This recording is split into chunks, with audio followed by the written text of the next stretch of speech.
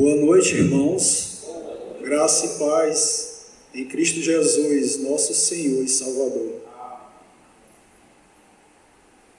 Convido meus irmãos a abrirem as suas Bíblias em 1 João, capítulo 1. Aliás, 1 João, capítulo 2, versos 15 a 17. 1 João, capítulo 2, 15 a 17. Diz assim a palavra do Senhor: Não ameis o mundo, nem as coisas que há no mundo. Se alguém amar o mundo, o amor do Pai não está nele. Porque tudo que há no mundo, a concupiscência da carne, a concupiscência dos olhos e a soberba da vida, não procede do Pai, mas procede do mundo. Ora, o mundo passa bem como a sua concupiscência. Aquele, porém, que faz a vontade de Deus, permanece eternamente. Oremos. Grandioso Deus e eterno Pai, graças te damos, ó Deus, por mais um dia, por mais uma vez estarmos aqui, Senhor Deus, reunidos para glorificar o teu nome, Pai. Que a tua graça, que a tua misericórdia, ó Deus, seja com cada um de nós, ó Pai, nos dando, ó Pai, nesse momento, um coração, uma mente, Senhor Deus, voltada para Ti. Que a Tua palavra, Senhor, penetre em nossos corações, nossas mentes. E que tudo isso venha refletir em nossas vidas, no nosso dia a dia, para a Tua honra, Senhor, para a Tua glória, Pai. Nos ajuda, Pai, a cada dia, a vencer, Senhor Deus, as nossas lutas, as nossas batalhas, Pai. Eu te peço, eu te rogo, Senhor, em nome santo e precioso do Teu Filho amado Jesus Cristo. Amém.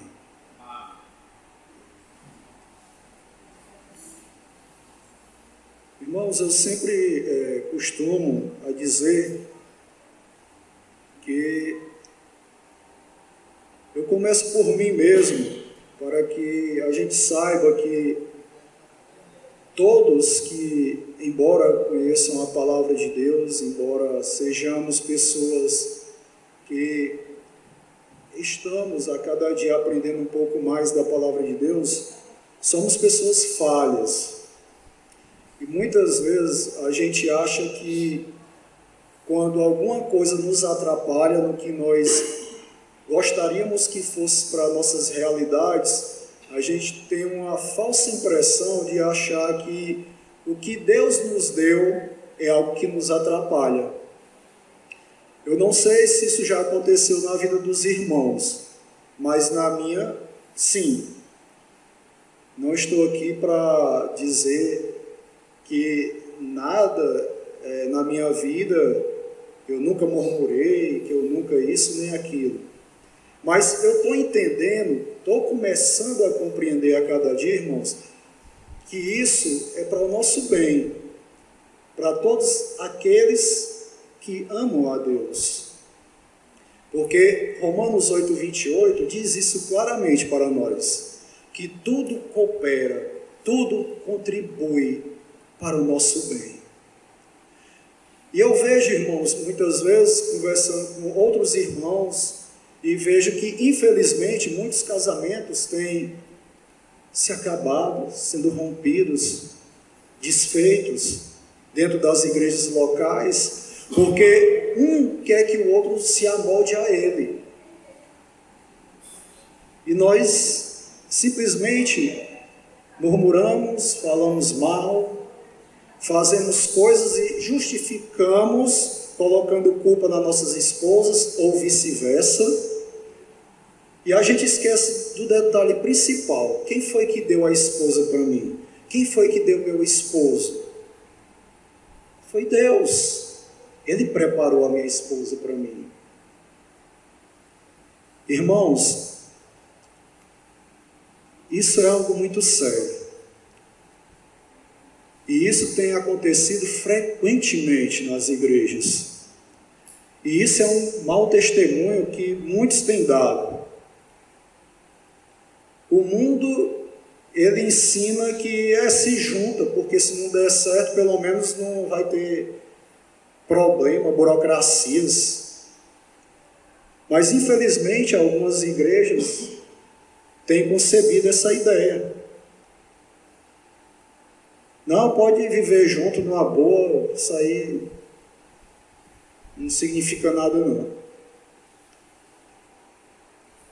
E por isso, irmãos, eu, olhando para esse texto, e na minha própria vida, isso eu digo abertamente, porque isso eu já falei com outras pessoas na frente da minha esposa, e vivemos um casamento no começo muito difícil, muito complicado.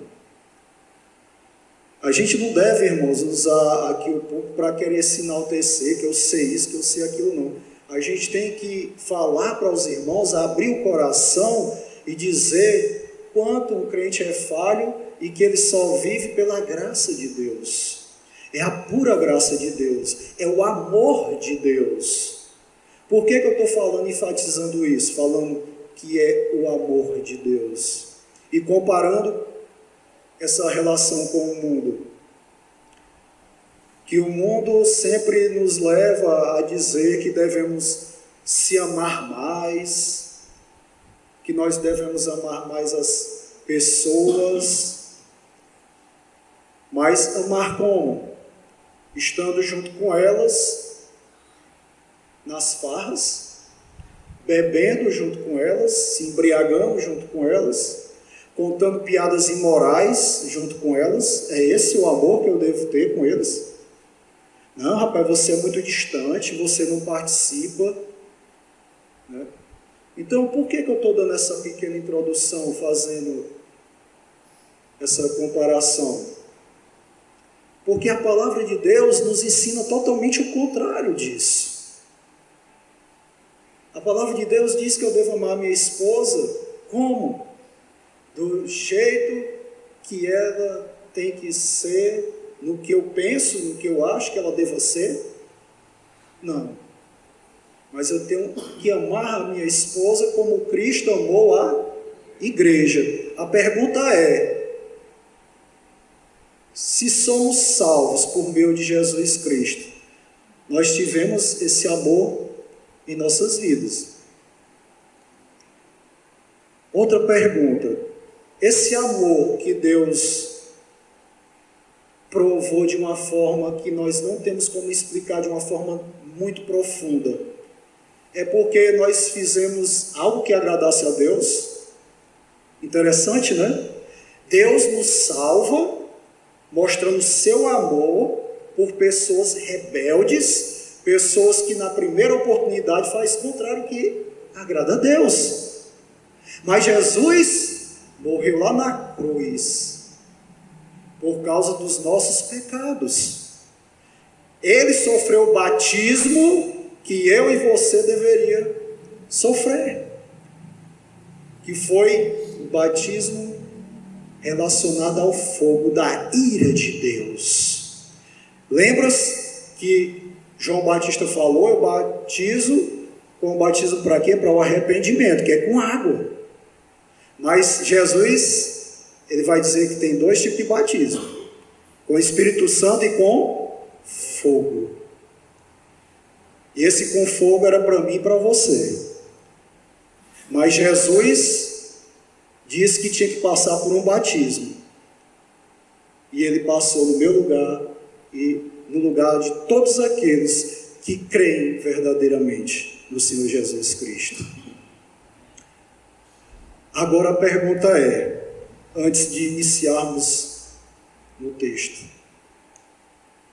se realmente eu amo a Cristo, eu amo a Deus, por que muitas vezes eu me envergonho de Cristo? Por que eu muitas vezes faço o que agrada ao homem, mas não a Deus? Por que eu quero ser bem visto pelos homens e não por Deus? Irmãos, a questão não é simplesmente a gente estar dentro de uma igreja, ler toda a Bíblia, ler as Institutas de Calvino, escutar sermões de Charles Haddon Spurgeon, escutar tantos outros sermões belíssimos. Amém, glória a Deus por essas vidas, homens crentes tementes a Deus. John Owen, vários deles, mas eles não convertem ninguém. Se apenas estudarmos isso para sabermos o que é justificação, reconciliação, o que é isso ou aquilo, não significa dizer que você é um convertido. A verdadeira conversão é Deus que faz no seu coração. É como Jesus Cristo disse em João capítulo 3 a Nicodemos: é preciso, é necessário nascer de novo. Será que nós tivemos uma convivência com Cristo que nem Judas? Judas conviveu o quê? 3 anos nos ensinamentos do próprio Senhor Jesus Cristo. Qual foi o final de Judas?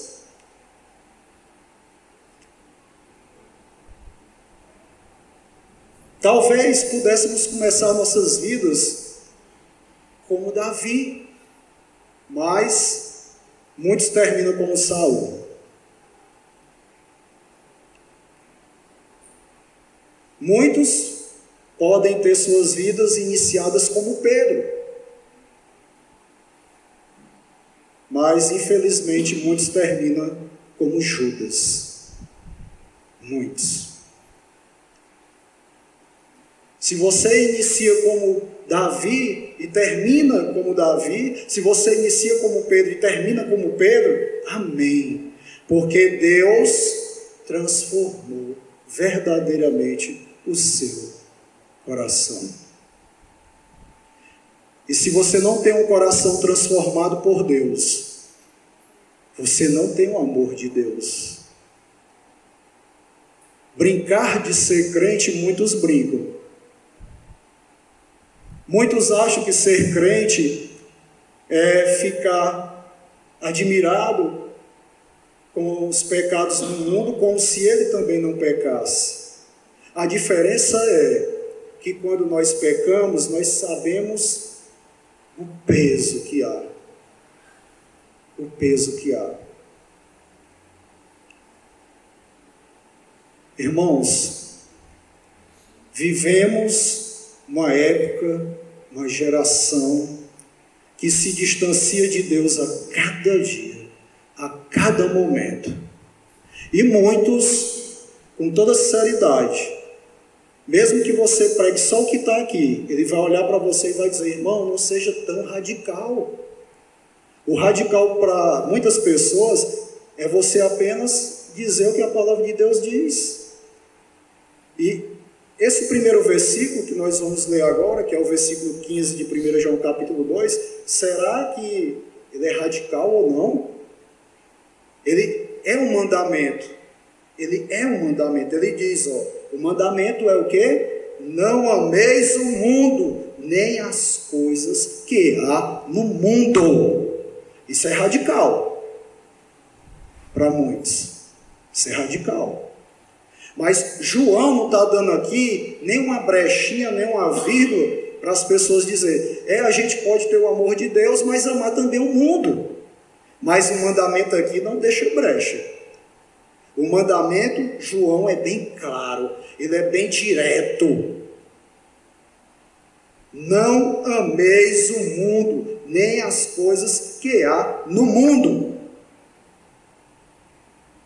E ele segue dizendo: se alguém amar o mundo, o amor do Pai não está nele. Quer dizer, você e qualquer eu, se amo o mundo e as coisas que há no mundo, eu não amo a Deus. Eu não amo a Deus. É isso que João está dizendo. Você não ama a Deus, porque o amor do Pai não está em você. E você prefere amar o mundo. Você vai chorar, você vai murmurar, você vai espernear porque você perde coisas neste mundo. Lembra da mulher de Ló? O que foi que ela fez depois de sair? Ela olhou para trás. E o que ocorreu com ela? Irmãos, a vida cristã, daqueles que seguem Cristo, são discípulos de Cristo, segue sem olhar para trás. Sem olhar para trás. Jesus parece ser muito radical. Ele falou para os seus discípulos: para que vocês me sigam, pode amar um pouquinho o mundo, ame a si mesmo. Foi isso que ele disse? Negue-se a si mesmo, toma a tua cruz e segue-me. Ele diz: para que me siga, negue-se a si mesmo, toma a tua cruz. Se você não fizer isso, você não vai me seguir. Você não vai me seguir. Lembra em João 6, a partir do versículo 60, tinha muitos discípulos. Mas quando Jesus fez um discurso duro, firme, todos continuaram seguindo Cristo? Todos? Não. E Jesus voltou atrás e disse: por favor, sigam-me. Foi isso? Não. Ele olhou para os demais e disse: quer ir com eles também? E Pedro disse o quê? Não, Senhor. Não. Mas ele não foi fazer carinho, por favor, como estão fazendo de Jesus nessa geração que nós vivemos. Um Jesus que está pedindo por favor. Um Jesus que clama: por favor, venha a mim, venha, por favor. Como se Jesus precisasse de mim ou de vocês. Jesus não precisa de nenhum de nós. É a pura graça, é a pura misericórdia. Quando Jesus disse: se são meus amigos, fazeis o que eu mando. Interessante, né? Será que Jesus é radical? Será que Jesus não exige nada? Quando Jesus diz: se nós o amamos, nós guardamos os seus mandamentos. A gente guarda os mandamentos para amar a Ele? Ou a gente ama para poder guardar o mandamento? Interessante, né? Outro ponto. Esse amor de Deus é quem nos presenteia. Porque a salvação é pela fé que é nos dada. É um presente divino. É um presente de Deus. A salvação vem pela fé que Deus nos deu. Nós não temos como crer em Jesus Cristo e amar Cristo sem que Deus nos desse a fé para isso. Não tem como. E muitos, mesmo no meio evangélico, continuam dizendo que a salvação é por obras. Irmãos, essa pergunta sempre eu faço. Eu sou salvo para que eu faça as boas obras, ou eu faço as boas obras para que eu seja salvo? Essa pergunta tem que ser feita. Efésios capítulo 2, versos 8 a 10, ele está deixando bem claro isso. Que a fé para a salvação, essa fé, ela não vem de você. É um dom de Deus, dado a mim, a você e a quem Ele aprove dar. As boas obras, irmãos, são aquelas das quais o próprio Deus preparou de antemão. Efésios 2 e 10, ele vai dizer isso. Não são as obras que eu, Alexandre, conduzo. Não estou aqui fazendo aqui as obras e tudo. É desse jeitinho que eu vou fazer e Deus vai se agradar de mim e Ele vai me salvar. Ele vai dizer: agora sim, o Alexandre está salvo. Olha só como o Alexandre é bonzinho, como ele é legal, as obras que ele faz, né? Mas não é assim, meus irmãos. Não é assim que a palavra de Deus diz. Outra coisa bem interessante, falando com relação a Deus e o mundo, se a gente voltar um pouquinho, Tiago capítulo 4, verso 4, é bem interessante como não há essa questão de dizermos que podemos amar as coisas do mundo e ao mesmo tempo a Deus.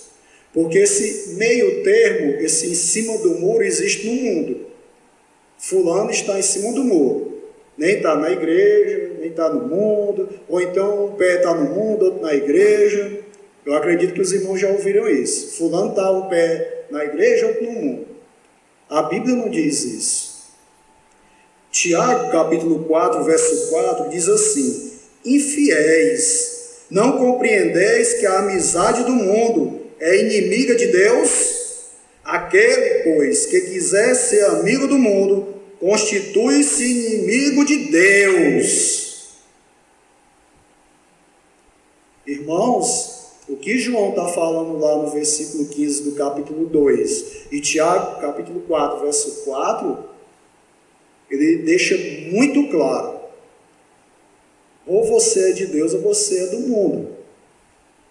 Jesus Cristo disse em outra oportunidade uma outra coisa, um outro detalhe bem interessante. Você pode servir a Deus e as riquezas, é isso que ele vai dizer? Não. Jesus Cristo vai deixar muito claro: ou você serve a um ou o outro.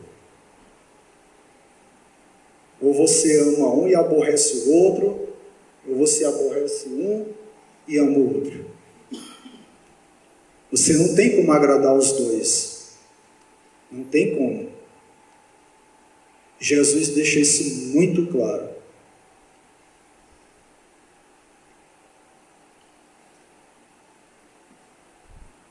Então ele prossegue no verso 16.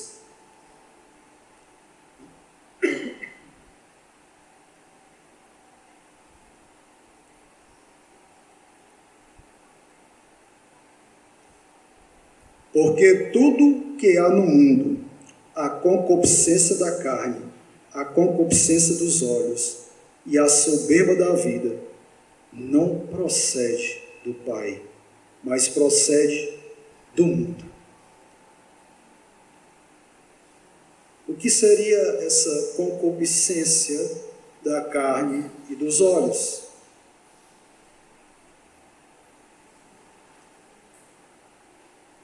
São os nossos desejos, os nossos prazeres.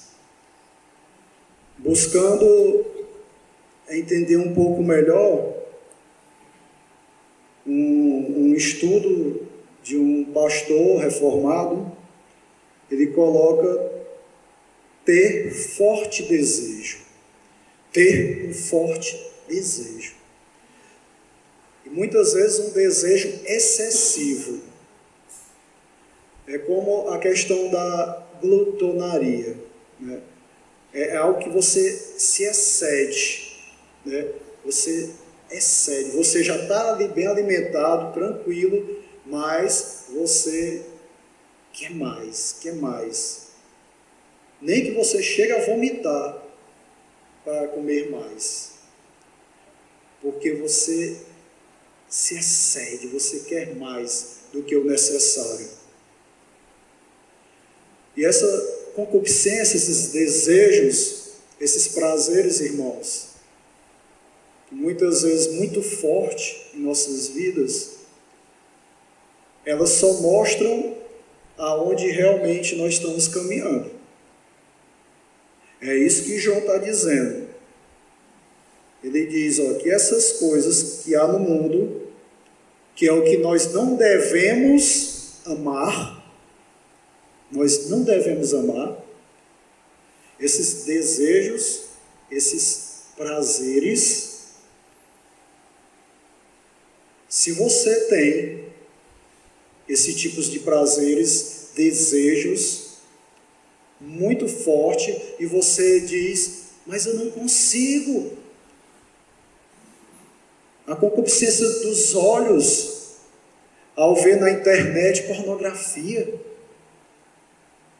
O desejo ardente pelo sexo. Muitas vezes até no próprio casamento, muitos buscam até versículos para colocar seus desejos, seus prazeres de tal forma que muitas vezes é contrário ao que agrada a Deus. E muitos buscam a palavra de Deus para isso. Não, irmão, mas o versículo tal diz isso aqui, ó. Irmãos, é igual ao versículo, mudando aqui um pouco o assunto, mas só como um exemplo. Se a palavra de Deus, em Romanos capítulo 3, verso 10 a 12, vai dizer isso com relação a Deus, ele está falando de questão moral. Ele vai dizer que não tem nenhum que faça o bem, que não existe nenhum bom, nenhum sequer, nenhum que busque a Deus, que todos se extraviaram. Como é que eu vou olhar para um versículo e diga assim, não, mas esse versículo aqui está dizendo que eu busco? Irmão, seria contraditório. A questão é, estude para saber o que aquele texto está dizendo. Uma coisa eu posso lhe dizer, a palavra de Deus não se contradiz. Ela não é contra ela mesma. Ela não é. Com certeza, a gente não sabe tudo. Deus é quem sabe tudo. Mas rogamos a Ele para que Ele nos ensine a cada dia um pouquinho mais, para que entendamos melhor a Sua palavra. Mas não caiamos nessa, irmãos. Tem muitas pessoas visitando, batendo nas portinhas, falando coisas totalmente contrárias do que a palavra de Deus ensina. Mas se a gente não tem um pouco de conhecimento, a gente fica tendo aquela tendência de querer acreditar. Por quê? Porque a gente diz que ama a Deus, mas a gente nem lê a palavra de Deus. Tem muitos que estão dentro das igrejas dizendo que amam a Deus. Amo o meu Salvador, Jesus Cristo, mas nem sequer lê a palavra de Deus para conhecer melhor Deus.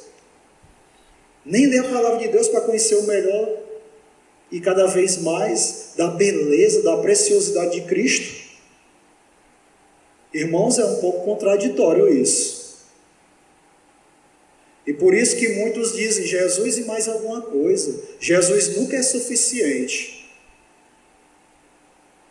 E aí o pessoal gosta muito de maldição hereditária, maldição disso, maldição daquilo. Lá em Gênesis, quando se falou da maldição, foi simplesmente de um relacionamento quebrado. A maldição está relacionada a um relacionamento com Deus. Foi quebrado. Toda a terra ficou o quê? Amaldiçoada. Todos estão o quê? Com relacionamento quebrado com Deus.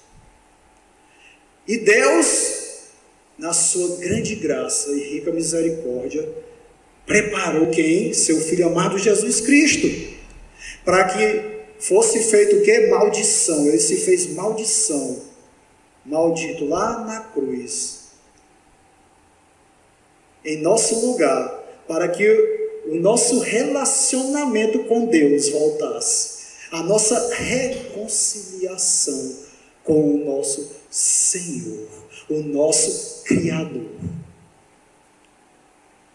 Mas nós estamos preocupados de não ofender as pessoas. Mas quando as pessoas ofendem a Deus, vocês abrem a boca? Será que eu, Alexandre, todas as vezes que outras pessoas ofenderam a Deus, eu fiquei irado com ela? Será? Mas interessante, como a gente tem uma tendência de ficar chateado. Se alguém falar mal da sua mãe, você não fica chateado? Você pode até não falar, mas você fica ali por dentro ali. Como é que pode, rapaz, fulano falar mal da minha mãe? Falar mal do meu pai? Interessante. Mas o amor do seu pai, da sua mãe, está acima de Deus? Não, não está. Se alguém vai bater no seu filho, você vai gostar? Você não vai gostar. Você vai tentar defender o seu filho. Mas quando falam mal de Deus, quando as pessoas pisam na cruz de Cristo, o que é que você faz? O que é que eu faço? Não, cara, a gente tem que ir com calma, a gente não pode ofender as pessoas, porque tem que ver, tem que ir assim, e a gente busca maneiras, não porque a gente tem que se igualar mais a elas. Mas onde é que tem isso na Bíblia? Onde é que Jesus ensina isso? Aonde é que Pedro, a primeira vez que ele pregou lá em Atos, ele foi dizer: meus amados irmãos, compatriotas, embora Jesus Cristo tenha morrido lá na cruz, mas ainda há salvação para vocês, se vocês crerem nele, porque ele ama vocês. Foi assim que ele disse?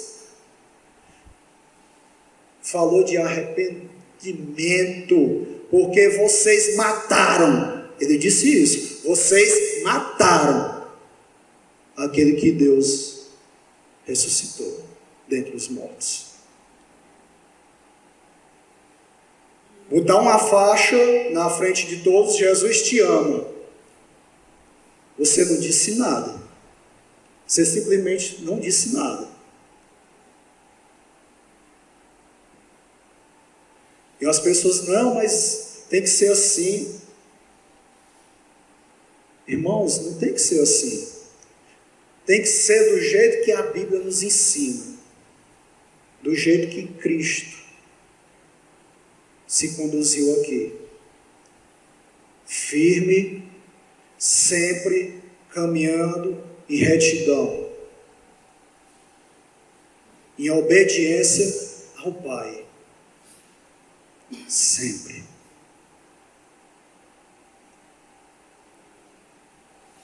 A soberba da vida. Essa já é um pouco diferente da concupiscência. A soberba da vida é você se orgulhar do que você já tem. Lembra em Daniel capítulo 4? Quem foi que se orgulhou? Quem teve altivez relacionada a essa soberba da vida? Nabucodonosor. Ele buscava o que ali naquele momento? Glorificar a Deus? Não. Era a glória dele. Ele conquistou tudo aquilo. Ele fez tudo aquilo. E o resultado, Deus leva ele a comer capim. Deus mostrando que Ele é o Deus soberano. Ele é o Deus soberano. Um Deus cheio de amor, mas também cheio de ira. Mas também cheio de misericórdia. Irmãos, a altivez, esse orgulho, é algo muito sério. A gente às vezes fica assim: não, eu jamais. Mas isso pode atingir qualquer um de nós. Em algum momento, irmãos, quando a gente menos espera, você está sendo orgulhoso. Você está sendo altivo. É como o apóstolo Paulo falou, que ele não se gloriava em nada dele mesmo, mas na cruz de Cristo. Era ali onde ele se gloriava, na cruz de Cristo. Sabe, muitas pessoas vão dizer: não, mas Paulo era orgulhoso. Ele disse: sede meus imitadores. Mas o que é que ele vai dizer também? Assim como eu sou de Cristo. Foi isso que ele disse. Esse mesmo homem disse que todos os títulos que ele tinha,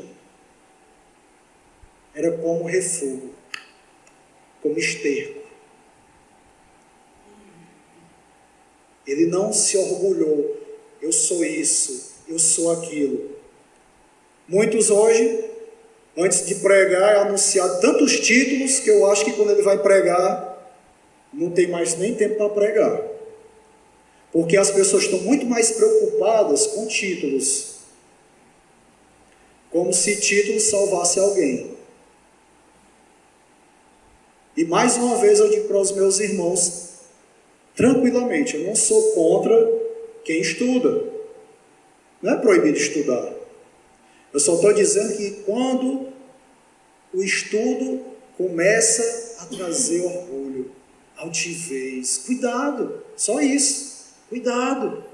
É bom, quanto mais você aprende, quanto mais você... Mas cuidado, você só quer aprender mais porque você quer se sobressair sobre os outros, porque você se acha o cara, é só isso. Isso é orgulho. Isso é soberba. Tenhamos cuidado, irmãos, com isso. Isso é muito sério.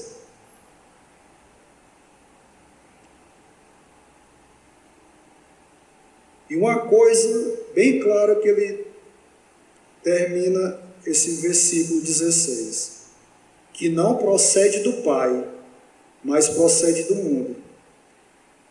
Quer dizer, que tudo isso aqui não vem de Deus. A concupiscência da carne, a concupiscência dos olhos e a soberba da vida. Se você vive uma vida desse jeito, do qual João está apresentando aqui, você deve ter uma convicção na sua vida, de que se você está vivendo na prática isso aqui, você não tem o amor do Pai. Você não tem. Você está se enganando. Porque a Bíblia é muito direta.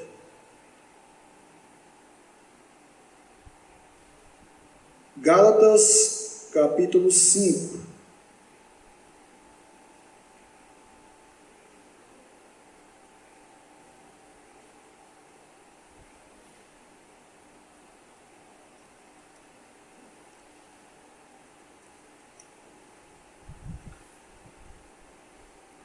Em Gálatas capítulo 5, do verso 16 até o 21, ele está apresentando as obras da carne. E eu só quero ler o final, para que a gente não se estenda tanto. O finalzinho do 21.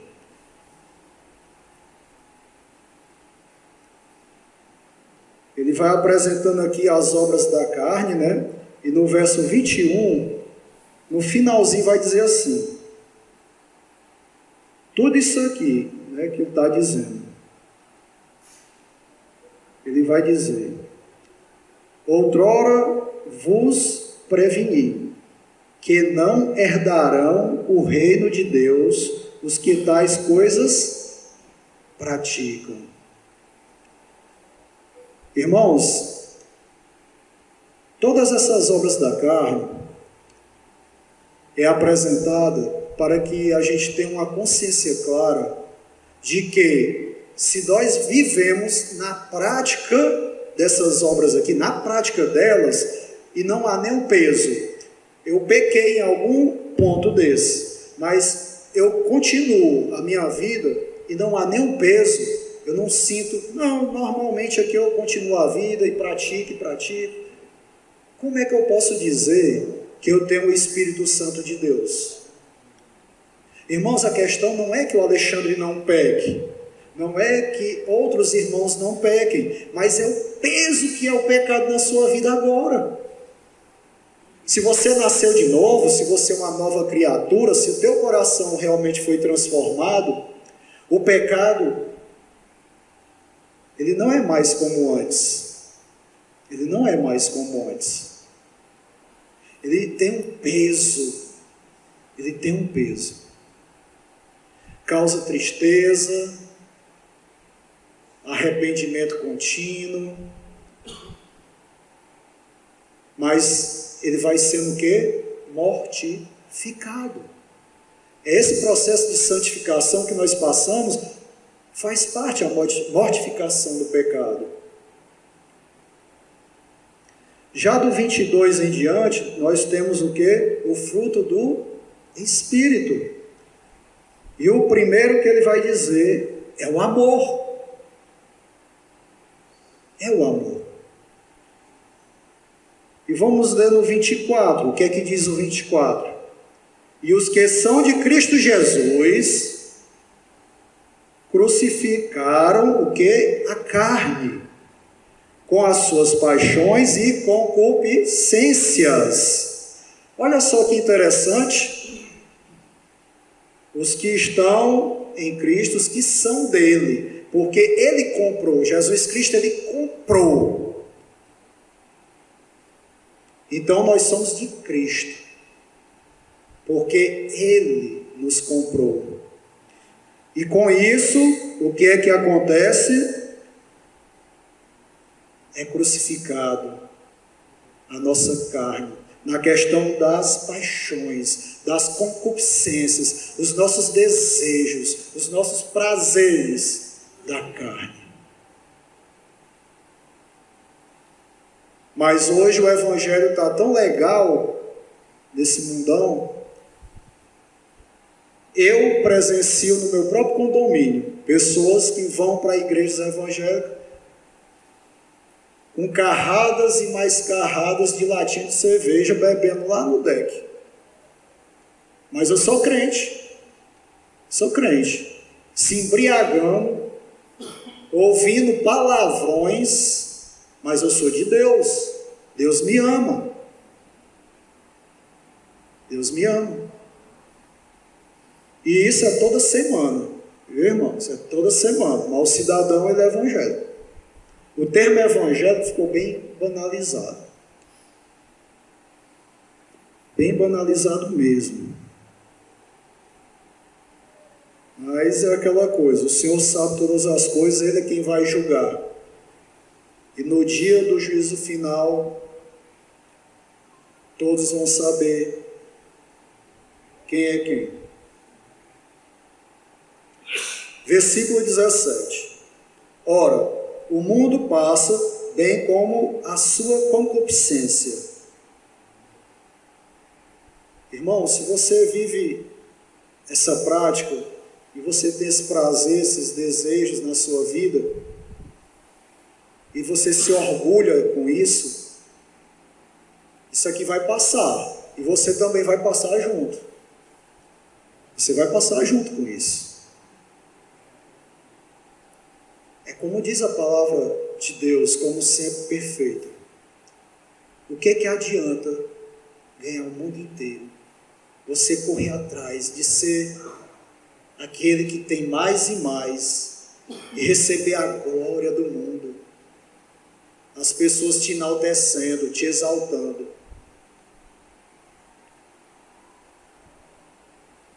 Irmãos, é tudo que nós fazemos. Muitas vezes a gente abre a boca para dizer, tudo é para a glória de Deus. A pergunta é, realmente tudo é para a glória de Deus? Se eu busco me cuidar, é errado? Não, não é errado me cuidar.